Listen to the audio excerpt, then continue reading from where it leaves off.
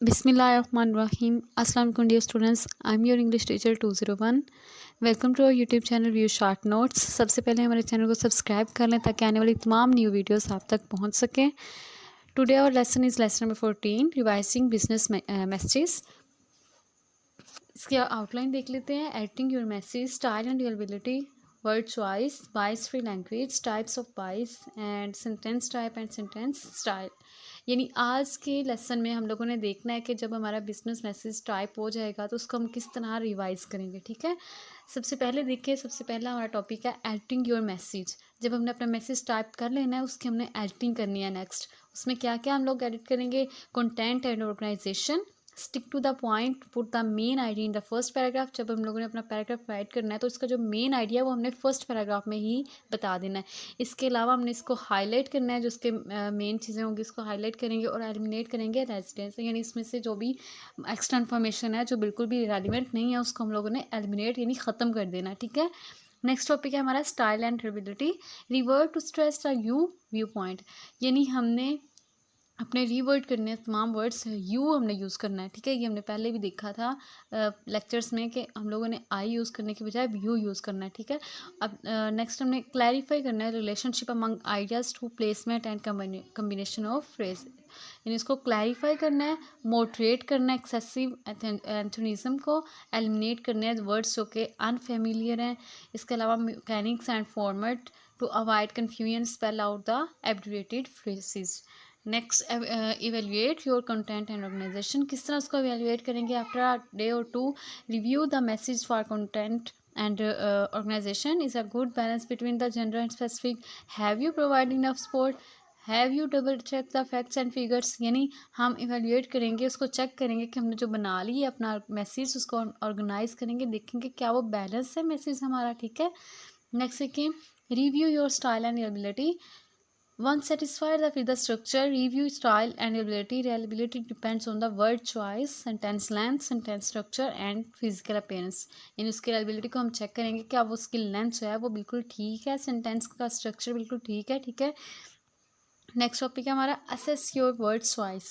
किस तरह हम असेस करेंगे वर्ड चॉइस को? इसके दो की पॉइंट हैं, एक तो correctness, next effectiveness. If in doubt check it out, अगर हमें करेक्टनेस में डाउट लग रहा है या इफेक्टिवनेस में, हम उसको चेकआउट करना है।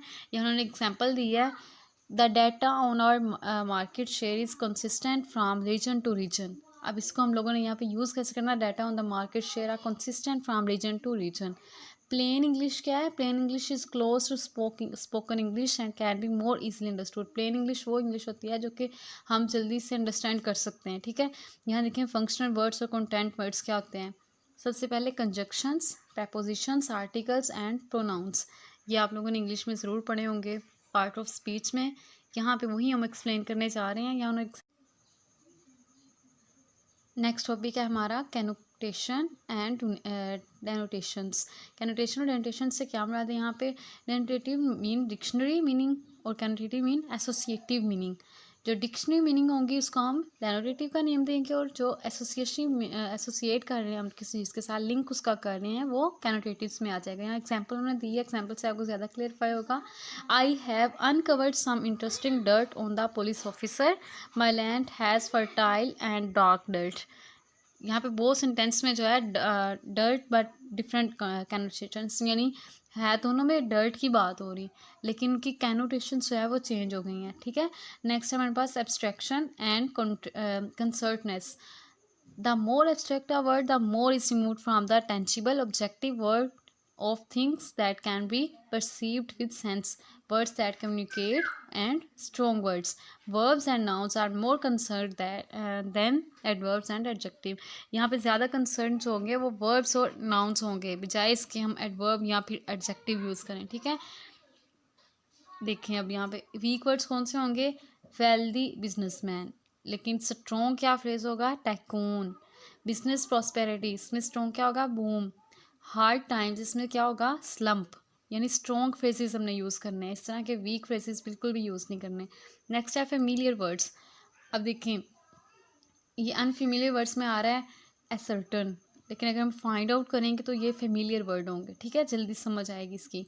ठीक है, इस तरह के वर्ड्स यूज़ करने हैं जो कि जिसके साथ रीडर आपका जो है वो फेमिलियर हो, वो बेस्ट उसको कम्युनिकेट कर सके। नेक्स्ट देखें शॉर्ट वर्ड्स, हमने ज़्यादा लॉन्ग फ्रेज नहीं यूज़ करने, शॉर्ट करने की कोशिश करनी है, ठीक है। इसमें हमने पूरा चैप्टर भी देखा था कंसाइज में, ठीक है। नेक्स्ट है कैमोफ्लेग वर्ब्स। कैमोफ्लेग वर्ब्स में जैसे कि जिसमें एंडिंग होती है लाइक ION, TION, ING, ये हमारे वर्ब्स को टर्निंग करते हैं, नाउन्स एडजेक्टिव्स को वीक कर देते हैं राइटिंग में, ठीक है। जैसे यहाँ पे देखिए the manager undertook implementation of the rules, लेकिन हमने इस तरह नहीं यूज़ करना, हम अगर करेंगे इस तरह use the manager implemented the rules तो ये ज़्यादा बेस्ट होगा, ठीक है। नेक्स्ट है बाइस फ्री लैंग्वेज। अब बाइस हमने अवॉइड करना है जिन लैंग्वेज में बाइसनेस आ रही है, जहाँ पे कॉमन बाइसेस का उन्होंने जिक्र किया हुआ है। एक तो है कल्चरल बाइस, जेंडर बाइस, रेशियल एंड एथनिक बाइस, डिसेबिलिटी बाइस। यहाँ एग्जांपल क्या है जेंडर बाइसेस की, मैनकाइंड। अब मैनकाइंड की बजाय ज़्यादा अच्छा लगेगा वर्ड ह्यूमैनिटी। ह्यूमैनिटी में पता चलेगा कि सबकी बात हो रही है। अगर मैन मेड लिखेंगे वो जेंडर में थोड़ा आ जाता है इशू। अगर हम लिखें आर्टिफिशियल, ये ज़्यादा प्रेफरेबल होगा। मैन पावर की बजाय अगर हम ह्यूमन एनर्जी या वर्क फोर्स यूज़ करेंगे ये ज़्यादा प्रेफरेबल होगा, ठीक है। ये बाइसनेस इससे नहीं होगी। Writing your message. अब हम जब एडिटिंग करेंगे तो इससे उसको री राइट किस तरह करेंगे, पैसेज की फॉर्म में, सेंटेंसेस की, या फिर इवन होल सेक्शन।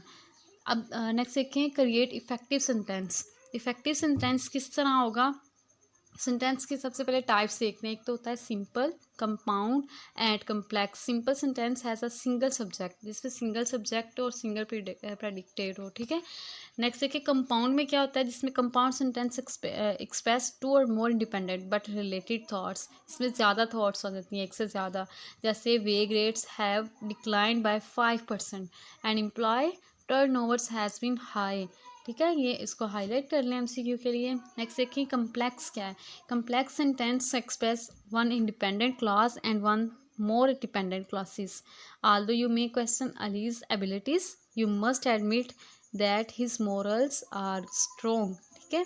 नेक्स्ट देखें अवॉइड, इन दोनों को हाईलाइट कर लें MCQ के लिए। Avoid passive sentences like sales were increased by 32% last month. use active sentences like scales improved by 32% last month. Next देखिए less empathic. We are cutting the price to stimulate demand. More empathic. To stimulate the demand we are cutting the price. यानी ज़्यादा कौन सा अच्छा लग रहा है, to stimulate the demand, ये हम लोग एक्टिव वॉइस यूज़ करेंगे इसमें, ठीक है। अब sentence style break long sentences into shorter, यानी सेंटेंस जो है एक वो ज़्यादा लॉन्ग नहीं होने चाहिए, ठीक है। एक दूसरा उसमें एक्टिव वॉइस यूज़ करना है हमने, ठीक है। नेक्स्ट देखिए eliminate unnecessary words and phrases. उसको शॉर्ट करने के लिए हम लोगों ने ख़त्म कर देने अननेसेसरी वर्ड्स भी, और जितने भी कौन से इनएफिशिएंट फ्रेजेस को भी हमने ख़त्म कर देना है। रीडंडेंसीज को भी ख़त्म करना है। अननेसेसरी रिलेटिव प्रोनाउंस और आर्टिकल्स को भी ख़त्म कर देंगे, ठीक है। इसको MCQ के लिए हाईलाइट कर लें। नेक्स्ट देखें यार कंफ्यूजिंग सेंटेंस कौन सा हो सकता है और क्लियर कौन सा हो सकता है। कंफ्यूजिंग है the project manager told the engineer last week the specifications were changed, लेकिन ये क्लियर नहीं है। क्लियर किस तरह होगा, the project manager told the engineer last week that the specifications were. Next है हमारे पास एम्फोसाइज की थॉट्स। एम्फोसाइज किस तरह कर सकते हैं हम की थॉट्स को, कुछ एग्जांपल्स दे के, मोर स्पेस दे के, putting them beginnings in the end of sentence, making them subject of the sentence. यानी जो हमारी की थॉट्स होंगी उसको हम लोगों ने या तो बिगनिंग में उसको लिखना है सेंटेंस के, या फिर एंड पे, और इसको सब्जेक्ट्स के सेंटेंस में यूज़ करना है, ठीक है। नेक्स्ट देखिए डेवलप कोहेरेंट पैराग्राफ्स। ये हमने पहले भी देखा था कुछ चैप्टर्स में कि किस तरह हम कोहेरेंट पैराग्राफ्स को क्रिएट कर सकते हैं। यहाँ उन्होंने बेसिकली 3 चीज़ें आपको बताई हैं, topic sentence, related sentences and transitional element. 5 ways to develop a paragraph. 5 तरीके हैं पैराग्राफ को डेवलप करने के। First illustrations, comparisons and contrast, cause and effects, classifications, problems and solutions. Next है हमारे पास टॉपिक प्रोड्यूसिंग योर डॉक्यूमेंट। किस तरह प्रोड्यूस कर सकते हैं डॉक्यूमेंट्स को। Writing documents require decisions about design element. Design element include white space free of the text and art work, margins and line justification, left justified and rag right gives to the document an open feeling. Next है design element. Design element headings and captions, type face, type styles.